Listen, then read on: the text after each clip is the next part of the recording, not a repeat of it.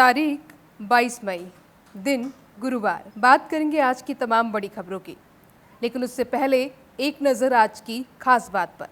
तो दोस्तों, आज के दिन अंतर्राष्ट्रीय जैव विविधता दिवस मनाया जाता है, जिसका उद्देश्य जैव विविधता के महत्व और इसके संरक्षण के प्रति जागरूकता बढ़ाना है।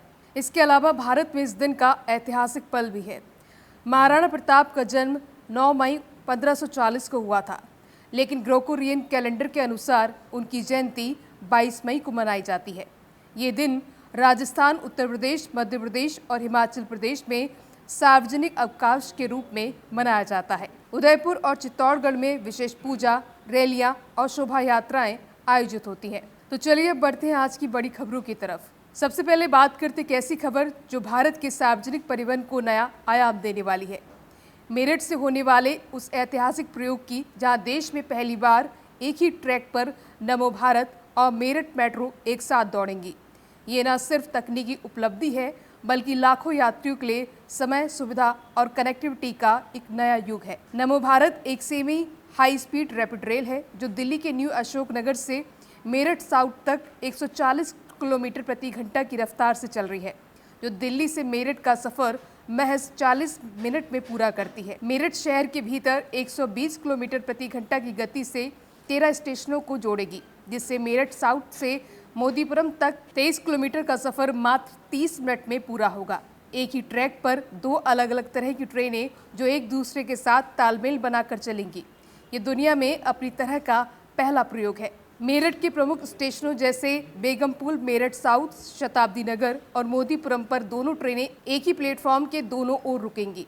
यात्री एक ट्रेन से उतरकर बिना सीढ़ियों या लिफ्ट का इस्तेमाल किए दूसरी ट्रेन पकड़ सकेंगे। और सबसे खास बात, आपको सिर्फ एक टिकट लेना होगा, जो दोनों ट्रेनों के लिए मान्य होगा। नमो भारत ट्रेन में 6 कोच हैं, जिसमें पहला कोच प्रीमियम और दूसरा महिलाओं के लिए आरक्षित है। वहीं मेरठ मेट्रो में 3 कोच हैं, जिनमें महिलाओं, बुजुर्गों और दिव्यांगजनों के लिए विशेष सीटें हैं। दोनों ट्रेनों को आसानी से पहचानने के लिए उनके रंग भी अलग किए गए हैं। नमो भारत की मरूनधारी और मेरठ मेट्रो की पैरेट ग्रीन धारी इनकी पहचान है। ये प्रोजेक्ट जून 2025 तक पूरी तरह शुरू होने वाला है, जब दिल्ली से मेरठ तक का 82 किलोमीटर का कॉरिडोर चालू हो जाएगा। नमो भारत हर 10-15 मिनट में, मेरठ मेट्रो हर 7 मिनट में उपलब्ध होगी। इससे न सिर्फ यात्रा का समय बचेगा, बल्कि ट्रैफिक जाम और प्रदूषण में भी कमी आएगी। ये प्रोजेक्ट मेक इन इंडिया की भावना को दर्शाता है, क्योंकि ट्रेनों के कोच गुजरात में बनाए जा रहे हैं। नमो भारत और मेरठ मेट्रो का ये अनोखा संगम न केवल मेरठ और दिल्ली को करीब लाएगा, बल्कि पूरे देश के लिए एक मिसाल बनेगा। एक बार फिर बागेश्वर धाम के पीठाधीश्वर पंडित धीरेन्द्र शास्त्री ने हिंदू राष्ट्र की मांग उठाई है। उन्होंने पाकिस्तान को कड़ा संदेश देते हुए भारत को हिंदू राष्ट्र बनाने की मांग को और मजबूती से उठाया है, और इस मांग को जन जन तक पहुंचाने के लिए धीरेन्द्र शास्त्री नई दिल्ली से वृंदावन तक पदयात्रा भी शुरू करने जा रहे हैं। पंडित धीरेन्द्र शास्त्री, जिन्हें बागेश्वर बाबा के नाम से भी जाना जाता है, लंबे समय से हिंदू एकता और सनातन धर्म के प्रचार के लिए काम कर रहे हैं। उनकी आवाज़ लाखों हिंदुओं के दिलों में गूंजती है। हाल ही में एक सभा में उन्होंने कहा कि यदि हिंदू समाज एकजुट हो जाए तो न केवल भारत, बल्कि पड़ोसी मुल्क पाकिस्तान को भी हिंदू राष्ट्र बनाया जा सकता है। ये बयान न सिर्फ भारत में, बल्कि सीमा पार पर भी चर्चा का विषय बना हुआ है।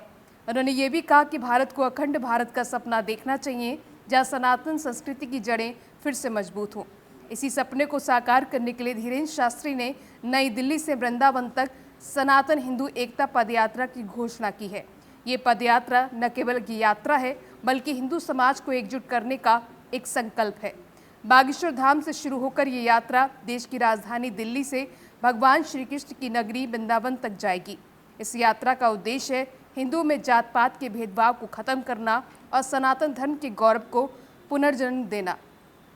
धीरेन्द्र शास्त्री का कहना है कि मंदिरों के बाहर लिखा होता है कि चप्पल उतार कर आइए, लेकिन हमें जात पात भी बाहर छोड़कर आना चाहिए।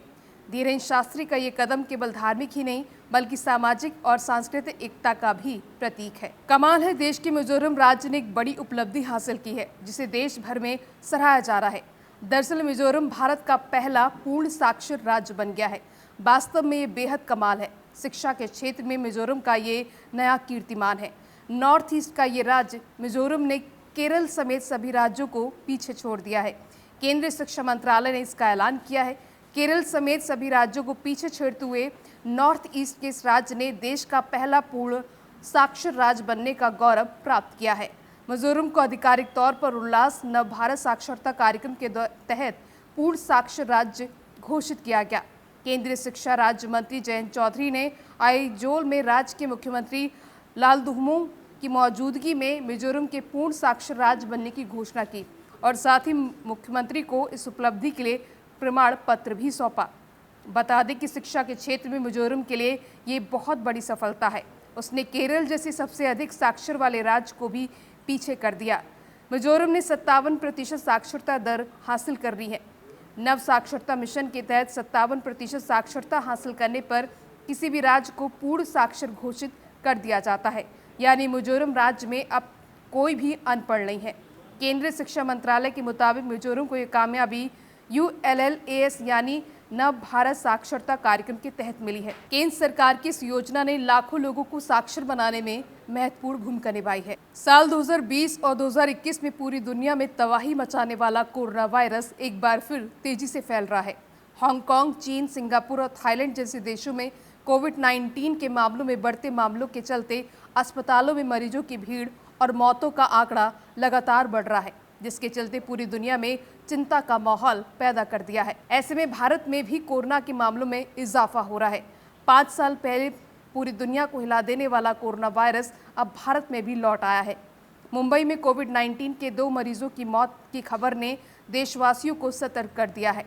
इनमें एक 14 साल की बच्ची और एक 54 साल के बुजुर्ग शामिल थे, जो पहले से गंभीर बीमारियों से जूझ रहे थे। स्वास्थ्य विभाग की रिपोर्ट के मुताबिक देश में इस समय 257 मामले हैं। केरल में 69, महाराष्ट्र में 44 और तमिलनाडु में 34 कोरोना पॉजिटिव केस दर्ज किए गए हैं। मंत्रालय का कहना है कि फिलहाल देश में स्थिति नियंत्रण में है। वहीं विशेषज्ञों का कहना है कि घबराने की जरूरत नहीं है, लेकिन लापरवाही भी बिल्कुल ना करें। मास्क पहनें, सोशल डिस्टेंसिंग बनाए रखें और नियमित हाथ धोना जैसे बुनियादी कोविड-19 प्रोटोकॉल का पालन आवश्यक है। इस बीच समाजवादी पार्टी के अध्यक्ष अखिलेश यादव ने कोरोना के बढ़ते मामलों को लेकर चिंता जताई है। उन्होंने सरकार को आगाह करते हुए कहा कि कोविड-19 जैसी बीमारियां रूप बदल कर आती है, इसलिए सरकार को अपने स्वास्थ्य और सूचना तंत्र को मजबूत करना होगा ताकि जनता डरने के बजाय जागरूक रहे। अगर आप सरकारी नौकरी का सपना देख रहे हैं तो आपके लिए सरकारी नौकरी करने का सुनहरा मौका है। कई ऐसी सरकारी नौकरी की वैकेंसी है जिसकी लास्ट डेट इसी महीने है, तो जल्दी से जाकर आवेदन कर दीजिए। बिहार में स्टाफ नर्स के 11,389 पदों पर बम्पर भर्ती निकली है। इस भर्ती में उम्मीदवार बिहार तकनीकी सेवा आयोग यानी BTSC की आधिकारिक वेबसाइट btsc.bihar.gov.in पर 23 मई 2025 तक आवेदन कर सकते हैं। इसके अलावा इंडियन आर्मी ने टेक्निकल ग्रेजुएट कोर्स के तहत भर्ती की घोषणा की है। इसके लिए भी आवेदन 30 अप्रैल से इंडियन आर्मी की आधिकारिक वेबसाइट से शुरू हो गए हैं, जिसमें अभ्यर्थी 29 मई तक अप्लाई कर सकते हैं। इसकी एज लिमिट मिनिमम 20 साल और मैक्सिमम 27 साल होनी चाहिए। खास बात यह है कि इसमें फॉर्म भरने की कोई फीस नहीं है। आप इंडियन आर्मी की ऑफिशियल वेबसाइट joinindianarmy.nic.in पर जाकर आवेदन कर सकते हैं। ये सभी लिंक्स आपको डिस्क्रिप्शन बॉक्स में मिल जाएंगे। अब बात सोना चांदी के भाव को लेकर भी हो जाए। सोने चांदी के दाम में आज यानी 22 मई को बढ़ोतरी देखने को मिली है। India Boolean and jewellers association के मुताबिक 10 ग्राम 24 कैरेट सोने का दाम 1,645 से बढ़कर 95,452 पर पहुंच गया है। इससे पहले सोने की कीमत 93,807 प्रति 10 ग्राम थी, जबकि चांदी का भाव 1,775 से बढ़कर 97,475 हो गया है। इससे पहले चांदी का भाव 95,800 प्रति किलो था। दिल्ली में 10 ग्राम 22 कैरेट की सोने की कीमत 89,450 रुपये और 10 ग्राम 24 कैरेट की सोने की कीमत 97,570 रुपये है। मुंबई में 10 ग्राम 22 कैरेट की सोने की कीमत 97,570 रुपये है। कोलकाता में 10 ग्राम 22 कैरेट गोल्ड की कीमत 89,300 रुपये है और 24 कैरेट 10 ग्राम सोने की कीमत 97,420 रुपये है। चलिए बात करते हैं कैसा रहेगा आज देश भर में मौसम का मिजाज। आज देश भर के कुछ राज्यों में भीषण गर्मी का सामना करना पड़ेगा, जबकि अन्य हिस्सों में बारिश और आंधी तूफान की संभावना है। उत्तर भारत के कई हिस्सों में तापमान 45 डिग्री सेल्सियस तक पहुंच सकता है।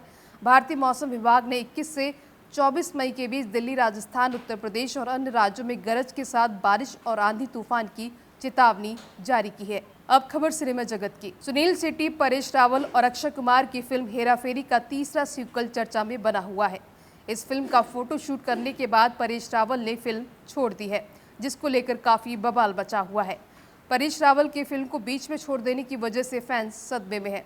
अब एक्टर सुनील शेट्टी ने इस पर रिएक्ट किया है। एक इंटरव्यू में सुनील शेट्टी ने कहा कि मेरे लिए बिल्कुल शॉकिंग है। मैं यहाँ हूँ क्योंकि मैंने ये सुना। मैं पूरी तरह से टूटा हुआ हूँ क्योंकि एक फिल्म जिसे लेकर मैं एक्साइटेड था वो थी हेरा फेरी। सुनील ने कहा कि हेरा फेरी 3 बिना बाबू भैया के नहीं बन सकती। सुनील ने कहा कि बिल्कुल नहीं बन सकती, बिना परेश रावल की ये फिल्म बिल्कुल नहीं बन सकती है। मेरे और अक्षय के बिना फिर भी 1% चांसेस है, लेकिन बिना परेश जी के 100% फिल्म नहीं बन सकती। आखिर में बताएंगे आज का दिन किन किन राशियों के लिए रहने वाला है खास।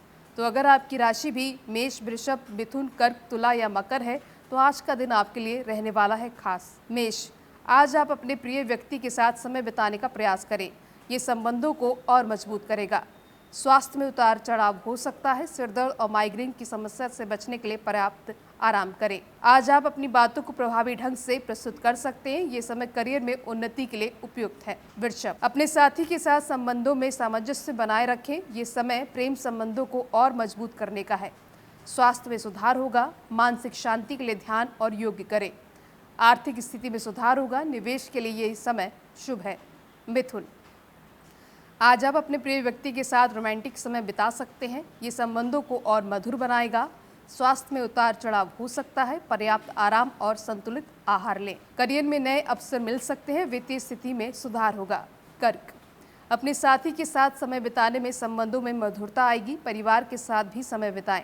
स्वास्थ्य में सुधार होगा। मानसिक शांति के लिए ध्यान और योग करें। करियर में नए अवसर मिल सकते हैं। वित्तीय स्थिति में सुधार होगा। तुला, आज आप अपने प्रिय व्यक्ति के साथ समय बिता सकते हैं। ये संबंधों को और मजबूत करेगा। मानसिक शांति के लिए ध्यान और योग करें। करियर में नए अवसर मिल सकते हैं। वित्तीय स्थिति में सुधार होगा।